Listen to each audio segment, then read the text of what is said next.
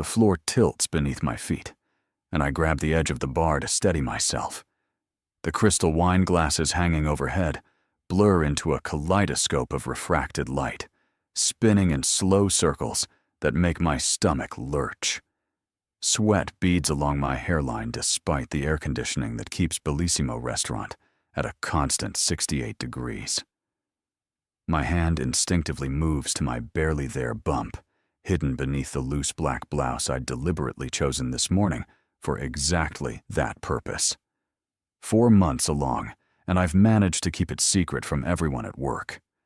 4 months of morning sickness disguised as food poisoning, of loose clothing and strategic angles, of living in constant fear that someone will notice the way my body is changing. The lunch rush swirls around me in a chaos of voices and clattering silverware. Table 6 needs their check. Table 12 is waiting for dessert menus. Table 9 wants more bread. The mental list cycles through my head on repeat, but my body feels disconnected from my brain, like I'm piloting it from somewhere far away. The exhaustion is different now, heavier, pulling at me with invisible weights attached to every limb. I haven't slept more than 4 hours at a time in weeks, between the insomnia and the constant need to pee and the anxiety that keeps me awake staring at my ceiling, calculating numbers that never add up no matter how many times I rearrange them. Rent is $1,500. Utilities, another $200. The first ultrasound I paid cash for was $350. The prenatal vitamins I buy at the discount pharmacy are $30 a month. I make roughly $2,000 a month between my hourly wage and tips, sometimes less when business is slow, sometimes more when we're slammed and the wealthy clientele feels generous. After taxes and expenses, I have maybe $500 left over, and that's supposed to somehow stretch to cover baby supplies, medical bills, and the growing realization that I can't keep doing this job much longer. My feet already ache constantly, swollen inside my sensible black flats. My back screams by the end of every shift, and the dizziness, like now, comes in waves that I'm running out of ways to explain. I take a deep breath through my nose, willing my vision to clear and push away from the bar. Just a few more hours. Just get through the lunch shift, and then I can go home and collapse and figure out what comes next. Except I've been telling myself that for weeks now, and what comes next never becomes any clearer. The father doesn't know, can't know, won't know. I've replayed that night 6 months ago 1,000 times, each memory sharp and vivid despite how much I wish I could forget. The charity gala at the Metropolitan Museum. Me in a borrowed dress, filling in last minute for another server who called in sick. Him in a tuxedo that probably cost more than I make in 6 months, moving through the crowd with an authority that made people step aside without him having to say a word. Dante Caruso. Even thinking his name makes my pulse quicken, though whether from fear or something else entirely, I'm no longer sure. Everyone at Bellissimo knows who he is, even if they pretend not to. The owner practically trembles when he comes in, which is once, maybe twice a month, always accompanied by men in dark suits who scan the restaurant like they're expecting an ambush. He sits at table 15 in the far corner, the one with the best sight lines to both entrances, and the wait staff draws straws to see who has to serve him, because nobody wants to be the one who spills something or forgets the extra lemon or commits any small error that might draw his attention. I'd drawn the short straw that night at the gala, had approached his table with my hand steady through sheer force of will, determined not to show how nervous I was. He'd looked up when I asked if he needed anything else, really looked at me, and something in his dark eyes had made all the noise of the party fade away. We'd talked, just talked at first, small exchanges as I came back to check on his table throughout the night. He was different than I expected, not the cold, dangerous man from the rumors, but someone who asked questions and actually listened to the answers. who noticed when I mentioned my mother was sick and said he was sorry with a sincerity that felt real.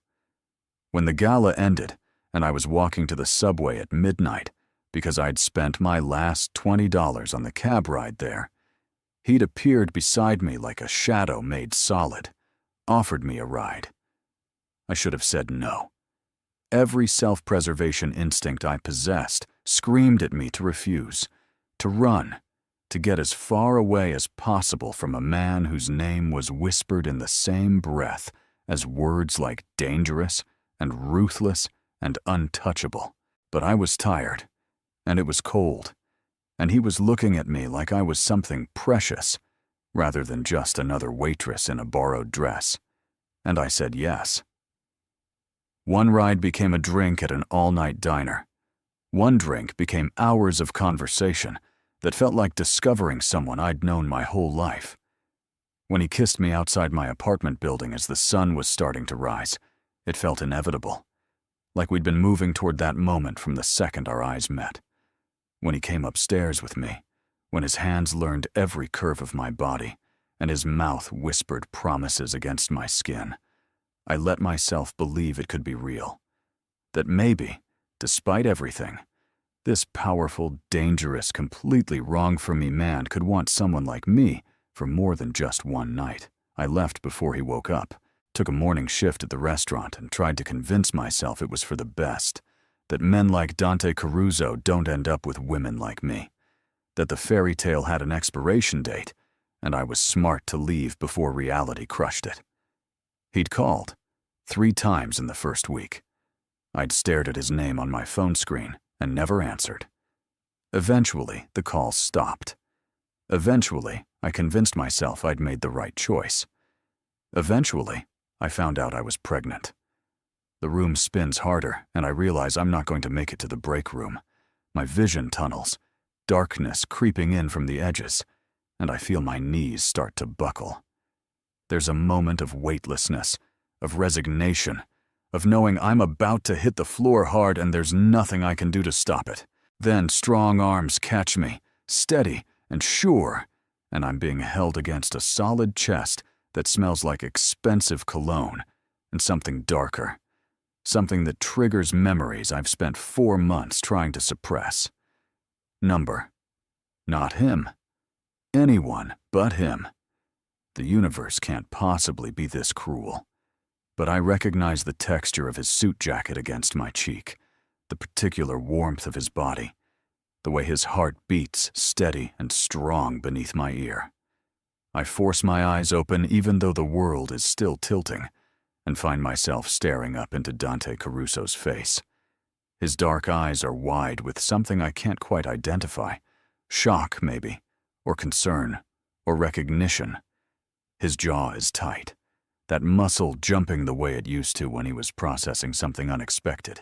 One arm is banded around my back, supporting my weight effortlessly, while his other hand cups my face with a gentleness that seems at odds with everything I know about him. Sophia. His voice is rough, scraped raw with emotion I don't understand. What the hell? I try to speak, but my mouth won't cooperate. The restaurant sounds distant, muffled, like I'm underwater. I'm vaguely aware of other voices. Maria, the hostess, asking if she should call 911. Giuseppe, the manager, hovering nervously. Other servers and customers, forming a concerned circle around us. But all I can focus on is Dante's face, the way he's looking at me like I'm a ghost he never expected to see again. "Give us space," he orders, and the authority in his voice scatters everyone instantly. "Get her some water." And somebody prop that door open. She needs air. He lifts me easily, cradling me against his chest like I weigh nothing, and carries me toward the private dining room in the back, the one reserved for special occasions and VIP guests. I should protest, should insist I'm fine, that I just need a minute to sit down, that I can walk on my own. But my body is limp and uncooperative, and part of me is still convinced this is a hallucination brought on by low blood sugar and exhaustion. This can't be real. He can't be here, can't be holding me. can't be looking at me with such raw concern etched across features I've seen every time I close my eyes for the past 4 months. The private dining room is blessedly cool and quiet. Dante sets me down on the plush velvet bench that runs along the wall, but he doesn't let go, one hand still cupped around the back of my head, thumb stroking gently through my hair in a gesture that's achingly familiar. He's kneeling in front of me, expensive suit probably ruining on the restaurant floor, but he doesn't seem to care. His free hand catches my wrist, fingers finding my pulse, counting beats with a focused intensity that makes my breath catch. "Talk to me, Sophia." His voice is softer now, meant only for me. "Tell me what's wrong. Are you hurt? Sick?" The sound of my name in his mouth after months of silence breaks something loose in my chest. Tears burn behind my eyes, and I blink them back furiously, refusing to cry. Not here. Not now. Not in front of him when I've worked so hard to convince myself I don't feel anything anymore. "I'm fine," I manage, and my voice sounds thin and unconvincing even to my own ears. "Just got dizzy." Happens sometimes. Low blood sugar probably. His eyes narrow. That sharp intelligence I remember so well, cataloging every detail of my appearance. I watch his gaze travel from my face down to where my hand has unconsciously moved to rest protectively over my stomach. A gesture I've trained myself not to make, but apparently my body has other ideas when I'm vulnerable and caught off guard. His eyes lock onto my hand, then slowly, deliberately, rise back to my face. The silence stretches between us, heavy with understanding, with implications, with questions I can see forming behind his careful expression. "Sophia." My name again, but different this time, weighted with something that sounds like barely controlled emotion. "How far along are you?" My heart stops, actually stops, then restarts with a painful lurch that makes my chest ache. I could lie, should lie. Tell him it's not what he thinks, that I met someone else, that the timing doesn't match. But I've never been good at deception, and the way he's looking at me makes falsehoods wither before they can form. Besides, part of me is tired of lying, tired of carrying this secret alone, tired of pretending I don't wake up every morning, terrified and excited, and overwhelmed in equal measure. 4 months, I whisper, and watch the impact of those words hit him like a physical blow. His hand on my face tightens fractionally, then relaxes with visible effort. His jaw clenches. The hand at my wrist shifts to lace his fingers through mine, holding on like he's afraid I might disappear if he lets go. When he speaks, his voice is carefully controlled, but I can hear the storm churning beneath the calm surface. "The baby's mine, isn't it?" It's not really a question, more like a statement he's daring me to deny. I could still lie, could protect him from this, from the complication and responsibility and mess that is my life. Could let him walk away clean and pretend this moment never happened. But I'm so tired of being alone, of making every decision by myself, of lying awake at 3 in the morning, wondering how I'm going to do this, single and broke and terrified. Yes. The word comes out barely above a whisper, but it might as well be a shout for the way it reverberates through the small room. "The baby's yours." He closes his eyes, and for a moment his carefully controlled mask slips, and I see raw emotion flash across his face. Fear, anger, wonder, possessiveness. Then he opens his eyes and the mask is back, though his grip on my hand remains tight enough to border on painful. "Why didn't you tell me? I tried to disappear from your life before I even knew." The words spill out, defensive and tired. "You called, and I didn't answer, because I knew better than to think someone like you would want anything more than one night with someone like me. Then I found out I was pregnant, and by that time, you'd stopped calling, and it seemed easier to just handle it alone. Easier? His voice rises slightly, frustration bleeding through. You thought it was easier to faint at work while carrying my child than to pick up the goddamn phone? Your child? I pull my hand from his grip, anger flaring to match his own. For the past 4 months, this has been my problem, my responsibility, my terror every single night when I can't sleep, because I don't know how I'm going to afford rent and diapers and childcare. You don't get to show up now and act like I owed you something when you were the one who made it clear that night was all it was ever going to be. I never said that. His voice is dangerously quiet now. I called you, Sophia. Multiple times. I showed up at your apartment twice, and you weren't there. I came to this restaurant looking for you 3 times in those first 2 weeks, and was told you were off, or at your other job, or too busy to talk. What exactly was I supposed to think, except that you were making it crystal clear you didn't want to see me again? The fight drains out of me as quickly as it flared. He came looking for me, multiple times, and I'd hidden, convinced myself he was better off without me dragging him down into my problems, never once considering that maybe he wanted to be found. I thought I was doing us both a favor, I say quietly, cutting it off clean before anyone got hurt. How's that working out for you? There's no malice in the question, just exhaustion that matches my own. Not great, I admit, and feel a hysterical laugh bubble up in my throat. In case the fainting thing didn't make that obvious. He studies me for a long moment, and I can practically see his mind working through the implications, the complications, the complete upheaval of whatever life he'd been living before he walked into this restaurant today. Then he stands, pulling out his phone with efficient movements.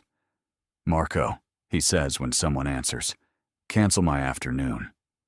Something's come up. No, I'll handle it. Just make sure nobody disturbs me for the next few hours. He hangs up and extends his hand to me. Come on, we're leaving. I can't leave. I gesture vaguely toward the restaurant beyond the closed door. I'm working.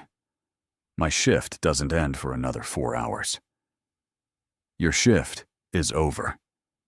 He says it with such absolute certainty that it sounds like an immutable fact rather than a suggestion. You're coming with me. We're going to get you checked out by a doctor, and then we're going to have a long conversation about what happens next. I need this job, Dante. My voice cracks slightly on his name. I can't just walk out. Giuseppe will fire me, and I can't afford. You think I'm going to let the mother of my child work herself to exhaustion waiting tables when she's clearly not healthy enough to be on her feet? He crouches back down so we're eye level, and his expression is fierce. You think I'm going to walk away and pretend I don't know my baby is growing inside you while you struggle alone? I don't know what kind of man you think I am, Sophia, but I take care of what's mine, and you are mine. That child is mine. End of discussion. The possessiveness in his voice should probably frighten me, or at least trigger some feminist objection to being claimed like property. Instead, it makes something warm unfurl in my chest, a feeling dangerously close to relief. The truth is, I'm drowning. Have been drowning for months, and he's offering me a lifeline even if it comes with complications I can't begin to calculate. You don't have to do this, I say, giving him one more out. I didn't tell you because I didn't want you to feel obligated. You can walk away, and I won't chase you for child support or contact or anything. You're free. His hand cups my jaw, tilting my face up to meet his eyes. I don't want to be free. I spent 4 months trying to forget you and failing. Do you have any idea how many women I've sent away because they weren't you?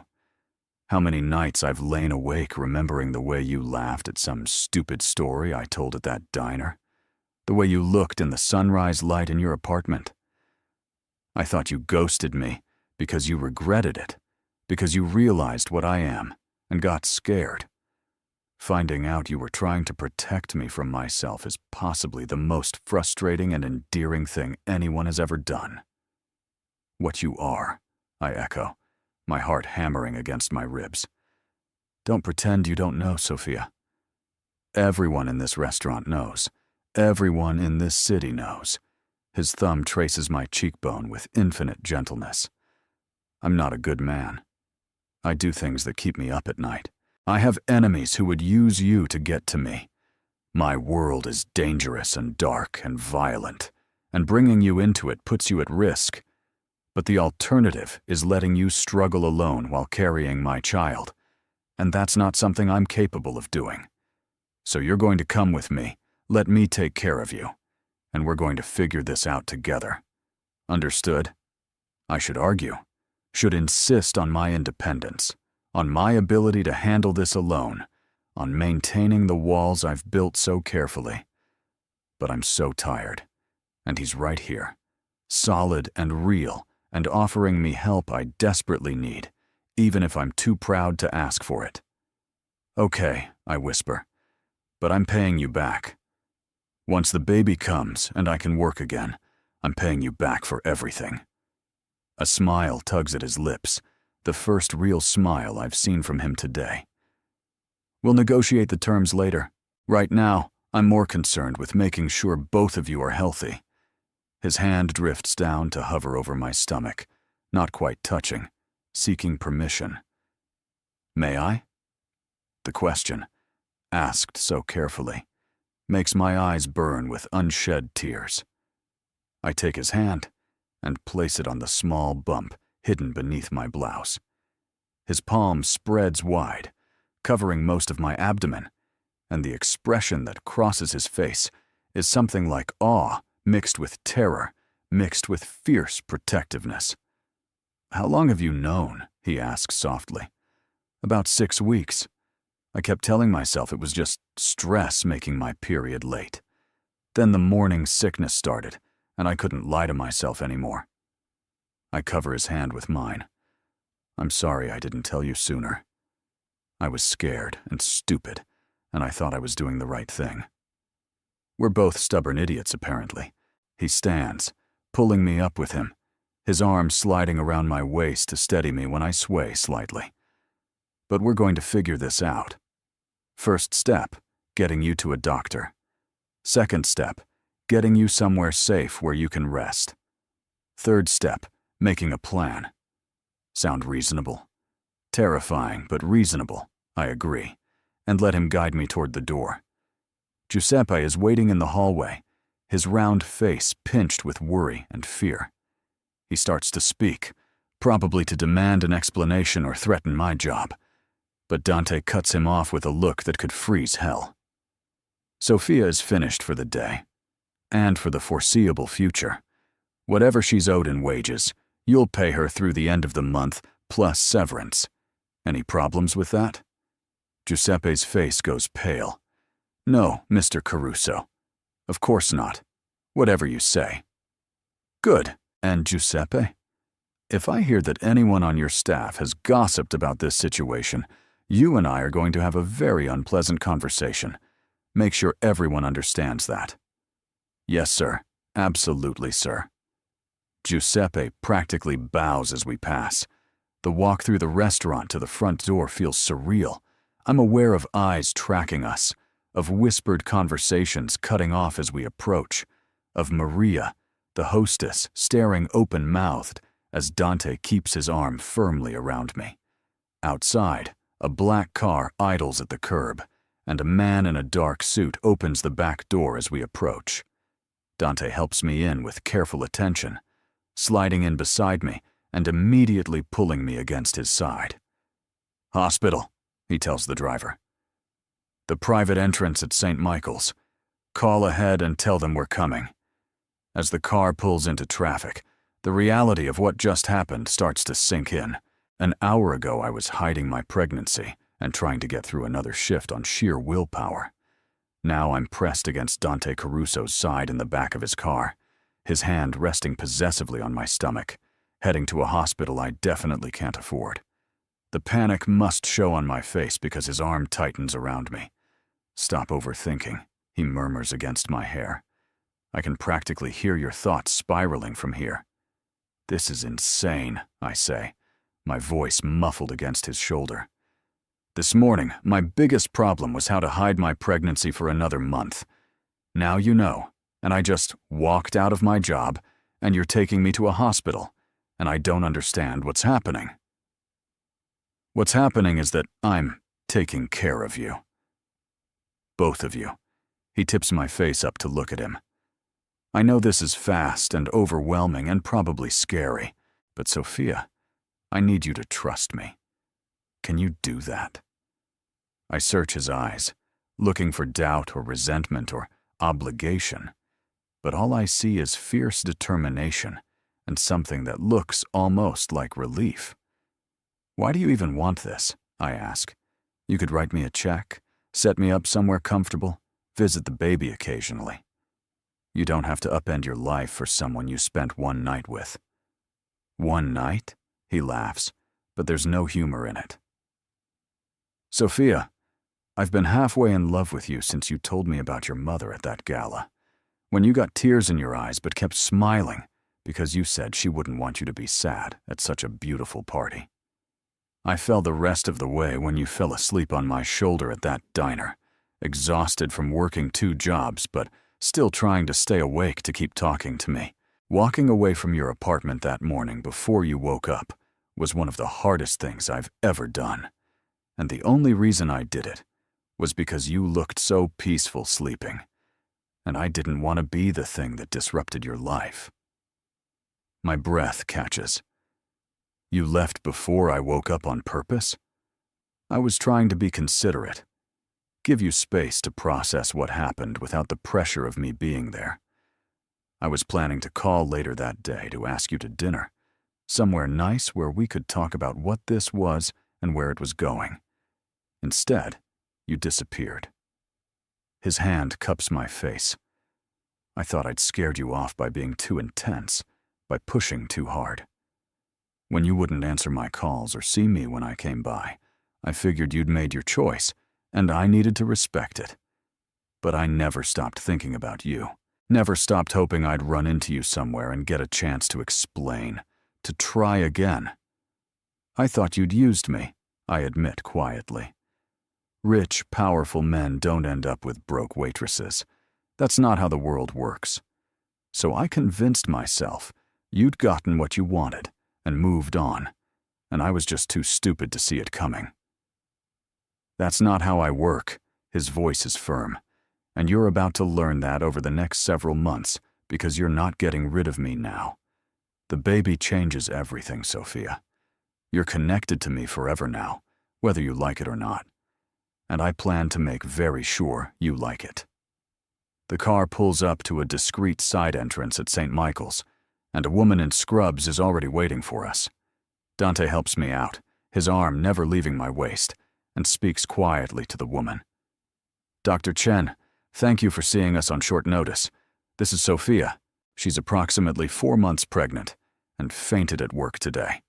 I want a full examination, blood work, ultrasound, everything." Dr. Chen smiles warmly at me. "Of course. Right this way, Sophia. Let's get you checked out and make sure everything is okay with you and baby." The next hour passes in a blur of examinations and questions. Dr. Chen is thorough and kind, never making me feel judged for waiting so long to get proper prenatal care. Dante stays by my side through all of it, holding my hand during the blood draw, his thumb tracing circles on my skin during the exam, his eyes fixed on the ultrasound screen when Dr. Chen squirts cold gel on my small bump. "There we go," Dr. Chen says, moving the wand over my stomach. "There's your baby." The sound fills the room first, a rapid whooshing that Dr. Chen explains is the heartbeat. Then I see it on the screen, a tiny form moving in ways I can't quite understand, but unmistakably alive, unmistakably real. Tears stream down my face before I can stop them. I've been so focused on the terror and the logistics, and the overwhelming responsibility that I haven't let myself think about the fact that there's an actual baby, a person, growing inside me. A person who is half me and half Dante. I glance at Dante and find him staring at the screen with an expression of absolute wonder. His hand tightens on mine, his other hand reaching out to touch the screen like he can somehow reach through it to touch our child. Is that? His voice cracks slightly. Is the baby healthy? Everything looks perfect, Dr. Chen assures him. Good size, strong heartbeat. All the measurements are exactly where they should be. Sophia, you're actually at 17 weeks, which makes you a bit further along than you thought. Probably conceived mid-June rather than early July. 17 weeks. I do the math in my head. So I'm almost halfway through? Just about. Would you like to know the sex? Dr. Chen asks. Dante and I look at each other. Do you want to know? I ask. Only if you do, he says. This is your body, your pregnancy. You get to decide. The deference surprises me. I'd expected him to take charge, to make decisions, to overwhelm me with his presence. Instead, he's giving me control even as he maintains his protective stance. I want to know, I decide. I want to be able to picture who's in there. Dr. Chen smiles and adjusts the ultrasound wand, clicking buttons and measuring things I don't understand. Congratulations, she says finally. You're having a girl. A girl. A daughter. I'm going to have a daughter. The tears come harder now, overwhelming, and I feel Dante's arms come around me, pulling me against his chest, while my shoulders shake with sobs I can't contain. Relief and terror, and joy and fear all mixed together into an emotional storm I can't control. A daughter, Dante whispers against my hair, and his voice is rough with emotion I never expected to hear from him. We're having a daughter. Dr. Chen gives us a few minutes, then completes the examination and goes over instructions for prenatal care. I need vitamins, more frequent appointments, better nutrition, more rest. The list is overwhelming, especially given my financial situation, but Dante just nods and asks questions and makes it clear he's going to ensure I follow every recommendation. When we're finally alone in the exam room while I get dressed, Dante catches my hand. I meant what I said earlier. You're not alone anymore. Whatever you need, wherever you want to live, however you want to handle this, we'll figure it out together. But Sophia, I need you to understand something. I'm not walking away from my daughter. I'm not being an absent father who shows up for birthdays and holidays. I'm all in, completely, and that means being part of your life, too. I don't know how to do this, I admit, my voice small.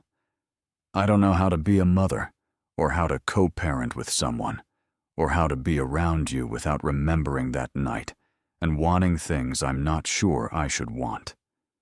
His eyes darken at that last admission. What things? This is complicated enough without adding sex back into the equation, I say, trying to be practical, even as my body remembers exactly how his hands felt on my skin. Who said anything about just sex? He steps closer, his hand coming up to cup my jaw. Sophia, finding out you're pregnant doesn't change the fact that I've spent 4 months unable to get you out of my head. It doesn't erase the fact that I wanted more than one night before I ever knew about the baby. If anything, it just makes it clearer that you're meant to be in my life. You don't even know me, I protest weakly.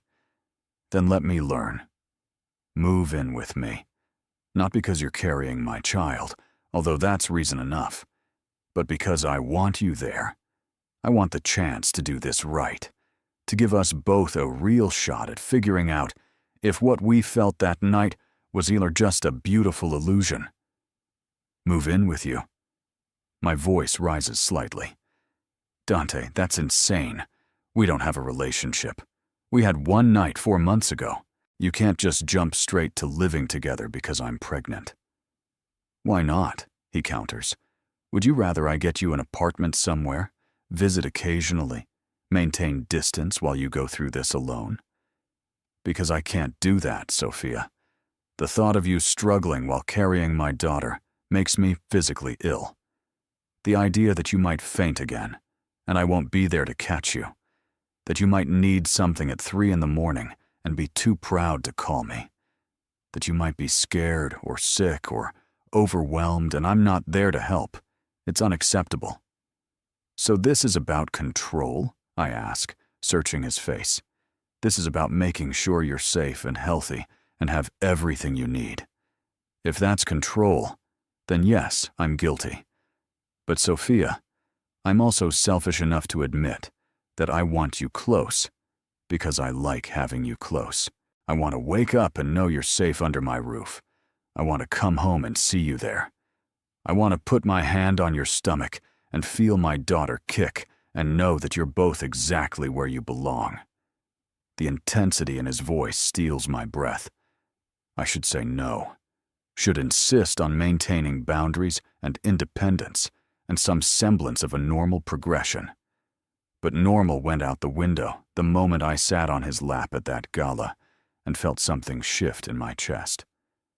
Normal disappeared when I woke up alone and convinced myself I'd made the right choice by running.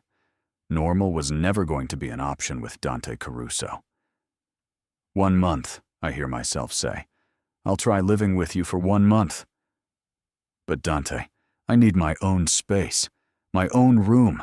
I can't jump straight into sharing a bed again. And if it doesn't work, if it's too weird or too hard, I need to be able to leave without drama." 1 month, he agrees immediately. "Your own room if that's what you need. But Sophia, I'm warning you now. I'm going to spend that entire month convincing you that you belong in my room, in my bed, in my life permanently. I'm not playing fair. I'm going to use every advantage I have to make you want to stay." "That's not fair," I protest. "I never claimed to fight fair." He leans down, his lips brushing my forehead in a gesture that's achingly tender. "And you should know by now that I always get what I want. And what I want is you." The car ride to his apartment is quiet, both of us lost in our own thoughts. I stare out the window at the city passing by, trying to process the fact that my entire life just changed in the span of a few hours. This morning I was alone, struggling, terrified. Now I'm headed to Dante's home with his promise ringing in my ears and his daughter growing inside me. His penthouse is exactly what I expected. All glass and steel and expensive furniture in shades of gray and black. Floor-to-ceiling windows offer a breathtaking view of the city, and the space is immaculate in a way that speaks of a cleaning service rather than personal effort. It's beautiful and cold and utterly impersonal, and I can't imagine bringing a baby into this pristine environment. Dante must see something in my expression, because his hand finds the small of my back, guiding me further inside. I know it's not exactly baby-friendly, he admits, but we have time to change that. You can redecorate however you want. Actually, I was thinking we might need to look at actual houses rather than apartments, somewhere with a yard, maybe, and room for a nursery and playroom and whatever else babies need. You'd move? I'm surprised. This place is amazing. This place is a bachelor pad that served its purpose. But it's not a home, Sophia. And I want my daughter to grow up in a home, not a showpiece. He leads me down a hallway and opens a door to reveal a spacious bedroom with an attached bathroom. This is you, for as long as you want it. The closet is empty, so we'll need to go shopping and get you clothes that actually fit properly, instead of those baggy things you've been hiding in. I sink onto the edge of the bed, suddenly exhausted. The adrenaline that's been keeping me upright crashes all at once, leaving me shaky and drained. This is really happening, I say, more to myself than him. This morning, I was hiding my pregnancy and trying to get through another shift. Now I'm in your penthouse, and you're talking about buying a house and I don't even have a toothbrush. Easily solved. He crouches in front of me, his hands resting on my knees. Marco is going to bring some essentials within the hour. Tomorrow, we'll go to your apartment and get your things, figure out your lease situation. For tonight, just rest. You look ready to collapse, and Dr. Chen was very clear about you needing more sleep. I can't just sleep in the middle of the day, I protest, even as my eyes drift closed. You can, and you will. His voice is firm but gentle. The mother of my child is going to be properly rested and fed and taken care of, even if I have to enforce it personally. Now, lie down before you fall over. I want to argue, to insist on my independence, to maintain some control over a situation that's spiraling faster than I can process. But my body has other ideas, and when Dante guides me back against the pillows, I don't resist. The last thing I remember before sleep claims me is the feeling of a soft blanket being tucked around me, and the warmth of his lips pressed against my forehead. When I wake, the light outside has shifted to the golden hues of late afternoon. For a moment, I'm disoriented, unsure where I am or how I got here. Then the events of the day come rushing back, and I sit up with a gasp, my hand flying to my stomach. Still there, still pregnant, still in Dante's penthouse. I find him in the kitchen, sleeves rolled up, stirring something on the stove that smells incredible. My stomach growls loudly, and he turns with a smile. Perfect timing. I was just about to come wake you. How do you feel? Like I slept for a week. I move closer, drawn by the smell of whatever he's cooking. Is that pasta?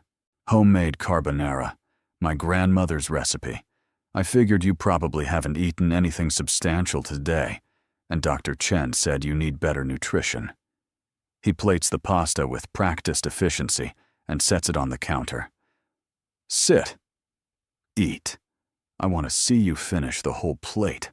I should probably object to being ordered around, but the food looks too good, and I'm too hungry to care about pride. The first bite is heaven, creamy and perfectly seasoned, and I make an involuntary sound of pleasure.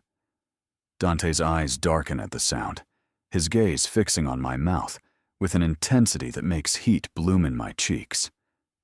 You cook? I ask, trying to distract from the sudden tension. I do a lot of things you don't know about yet. He leans against the counter, watching me eat with satisfaction. Growing up in my family, everyone learned to cook, my grandmother insisted, said a man who couldn't feed himself was useless. Smart woman. I take another bite, savoring the richness.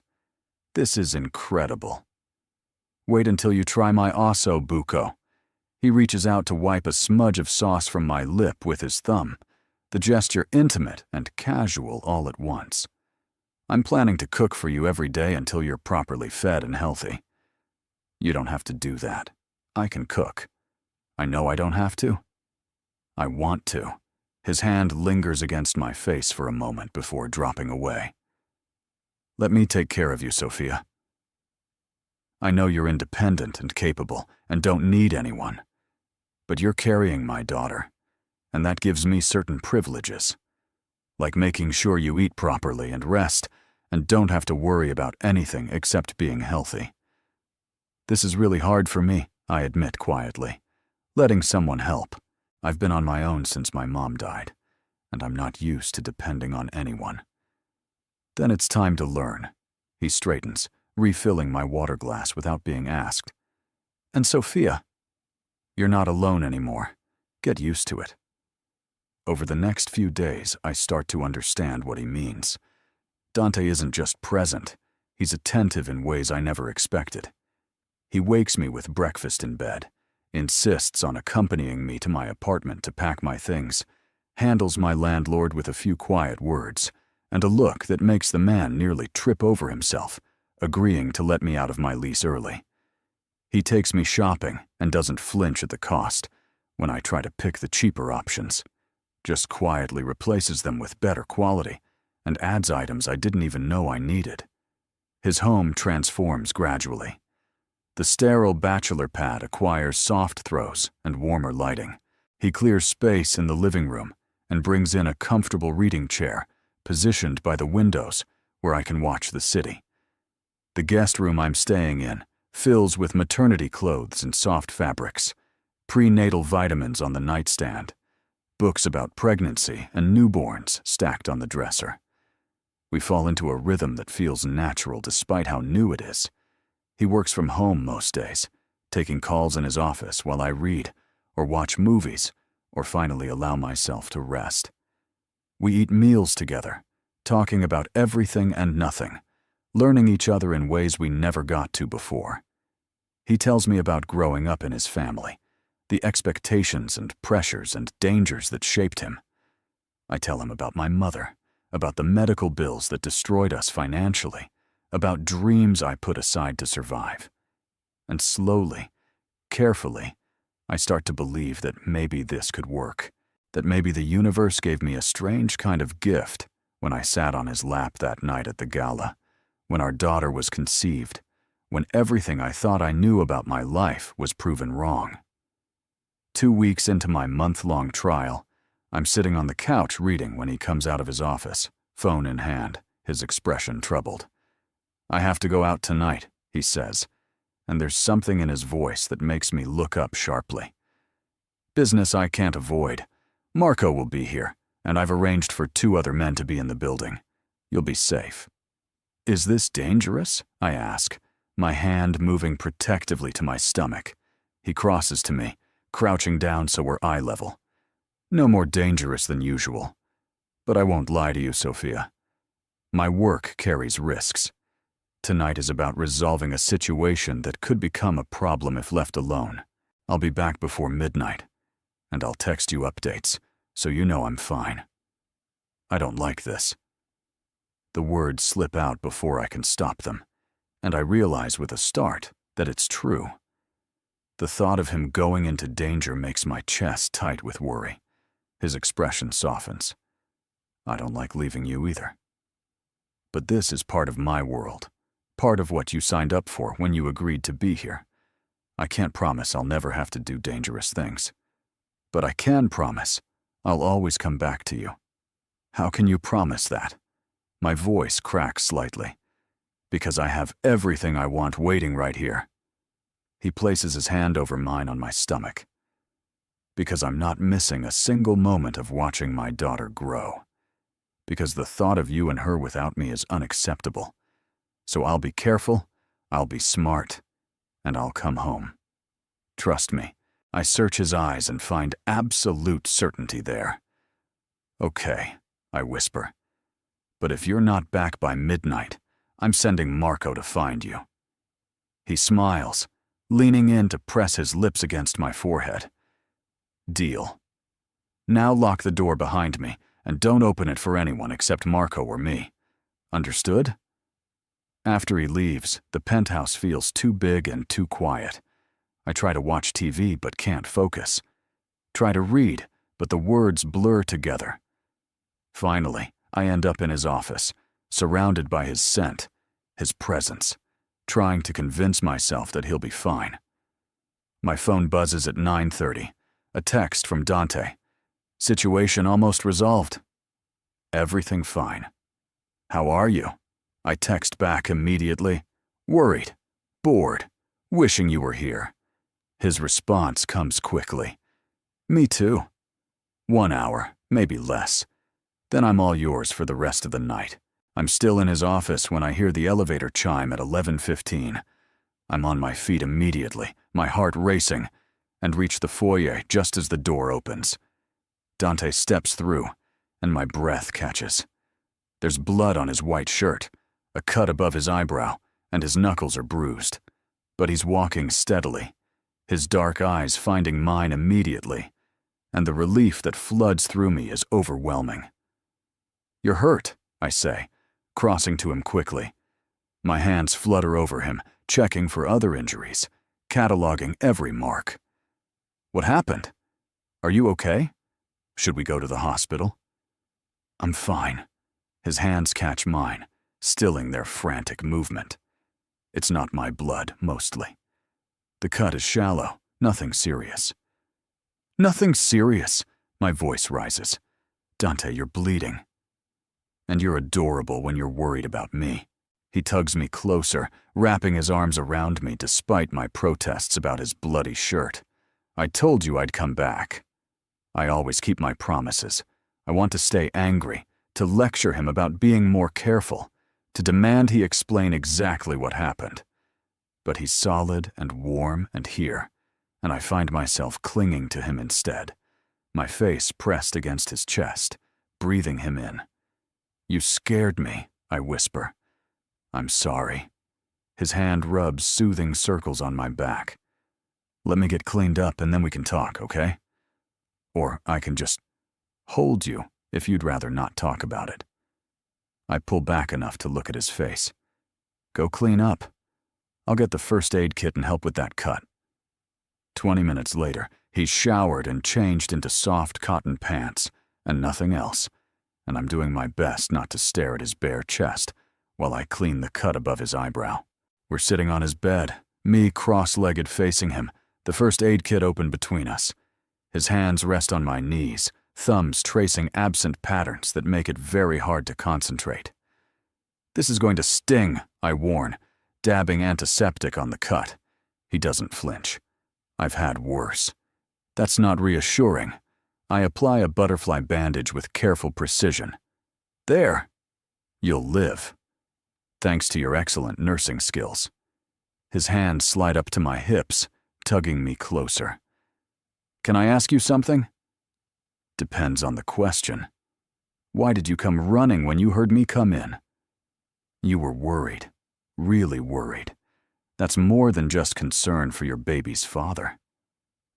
I busy myself putting away the first aid supplies, not meeting his eyes. Of course I was worried. You said you'd be back by midnight, and you were covered in blood. Sophia, he catches my chin, forcing me to look at him. Tell me the truth. What are you feeling? I don't know, I admit, my voice barely above a whisper. This was supposed to be a practical arrangement. Live together, co-parent, figure out how to make this work for our daughter. But Dante, I can't stop thinking about that night. And these past 2 weeks, having you cook for me and take care of me and just be here, it's making me want things I'm not sure I should want. What if I want the same things? His thumb traces my lower lip. What if I told you that having you here, seeing you in my home, watching you grow with my daughter inside you, it's everything I didn't know I needed? What if I admitted that I go to sleep every night wanting to walk down the hall and crawl into bed with you, but I'm giving you space because I promised you could set the pace? My breath catches. You want that? Sophia, I've wanted you since the moment I saw you at that gala. Finding out you're pregnant didn't change that. If anything, it made it stronger. You're the mother of my child, yes. But you're also the woman who makes me laugh, who challenges me, who looks at me like I'm just a man instead of a monster. How could I not want you in every possible way? I'm pregnant and emotional, and probably not thinking clearly, I say, even as my hands come up to rest on his chest. Then don't think. He leans closer, his forehead resting against mine. Just feel. Tell me what you want, Sophia. Right now, in this moment, what do you want? You, I whisper, and feel the last of my resistance crumble. I want you. His kiss is gentle at first, almost reverent, like I'm something precious he's afraid of breaking. But when I press closer, when my hands slide up to tangle in his hair, he deepens the kiss with a groan that vibrates through my chest. His hands roam my back, my sides, careful to avoid my stomach, relearning the curves of my body that have changed since the last time he touched me. Are you sure? He breathes against my lips. We don't have to rush this. I've been waiting 4 months, I tell him. I don't want to wait anymore. He lays me back against his pillows with exquisite care, his hands gentle as they remove my clothes, his mouth following the path of his fingers. When he finally settles between my thighs, his eyes lock on mine. "I love you," he says, and the words steal my breath. I know it's fast, and probably crazy, but Sophia, I love you. Not because you're carrying my daughter, though that's part of it, but because you're you, strong and kind and stubborn and perfect. Tears slip down my temples. I love you too, I admit. I think I have since that first night, even though I tried so hard to convince myself I didn't. His smile is brilliant, transforming his usually serious face. Then he's kissing me again, and there's no more room for words, only sensation and emotion, and the feeling of finally coming home. Afterward, we lie tangled together, my head on his chest, his hand on my stomach where our daughter sleeps. "You're not going back to that guest room," he says, and it's not a question. "No," I agree. "I think my trial period just ended early." "And the verdict?" "I want to stay. Not just for a month, but for as long as you'll have me." I prop myself up to look at him. "I want to build a life with you, raise our daughter together, be a family. If you still want that." "If I want that," he laughs, pulling me back down for a kiss. "Sophia, I've wanted that since I found out you were pregnant. Before that even, though I didn't let myself think that far ahead. You're mine now, both of you, and I don't let go of what's mine." "Possessive much?" I tease. "With you?" "Absolutely." His hand spans my stomach, protective and possessive all at once. "Get used to it. You're stuck with me now." "Good," I whisper, and let myself believe it. Believe in him, in us, in the future we're building together. I wouldn't want to be anywhere else.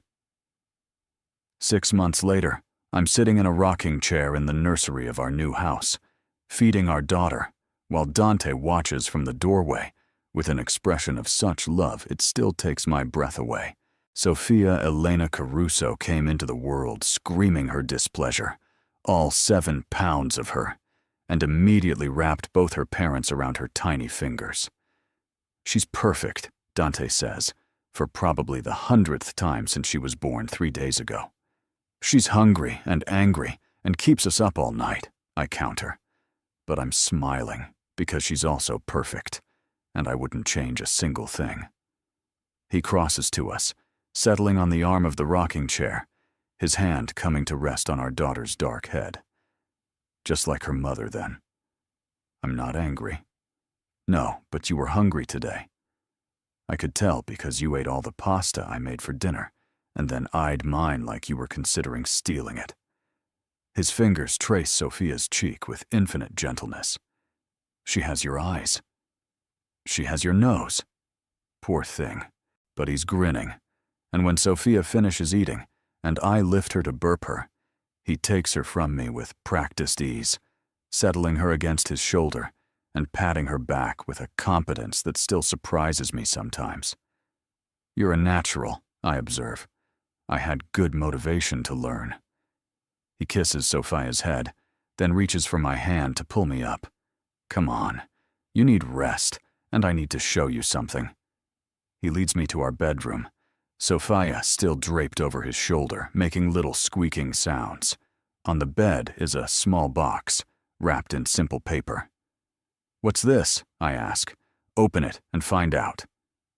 Inside is a ring, not an engagement ring, but something better. A delicate band with 3 stones set in a row, sapphire for September when Sophia was born, flanked by 2 diamonds. "Dante," I breathe, my eyes filling with tears. "It's a promise," he says softly, "that I'll always take care of both of you. That you'll always be my priority. That this family we've built, however unconventional it started, is forever." I know we're technically doing things backward, having the baby before the ring and the wedding. But Sophia, I want to marry you. I want you to be my wife. not just the mother of my child. Will you? Yes, I say through happy tears. Yes, of course, yes. He slides the ring onto my finger with his free hand, then kisses me softly, careful not to disturb the baby sleeping on his shoulder. I love you, he murmurs against my lips. I love you too. I rest my head against his chest, the three of us together, complete. Thank you for catching me that day. Thank you for letting me, he replies. Thank you for being brave enough to sit on a stranger's lap, to trust me, to let me in. Thank you for giving me everything I never knew I wanted. Sophia chooses that moment to let out a massive burp, and we both laugh. I think that's her way of saying you're welcome, I say. She's definitely your daughter. He carries her to the bassinet beside our bed, settling her in with gentle hands, then comes back to gather me against him. Come on, let's sleep while we can. As I curl into his side, his arms secure around me, our daughter sleeping peacefully nearby, I think about how much my life has changed, how a moment of panic, a desperate decision, led me here to this man, this family, this life I never could have imagined. Sometimes salvation comes from unexpected places. Sometimes the most dangerous choice leads to the safest landing.